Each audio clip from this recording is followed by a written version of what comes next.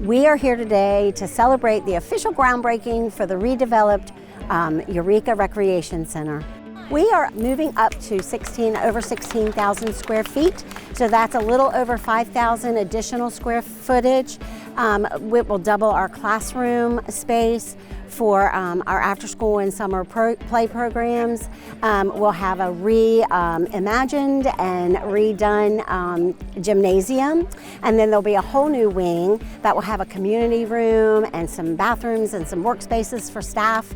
Yeah, so those are things. Also in the park, we're getting 140 new trees, some beautiful landscaping, a new picnic shelter, a new open space with an ADA walking path. So yeah, there's lots of new parking. Now with this renovation, we're going to have the ability to reopen it on a daily basis for the community, be able to welcome drop-ins into the gym, into the community room, have those spaces open to the public. So that's huge for us, and that's something we really heard folks wanted to see again and missed having.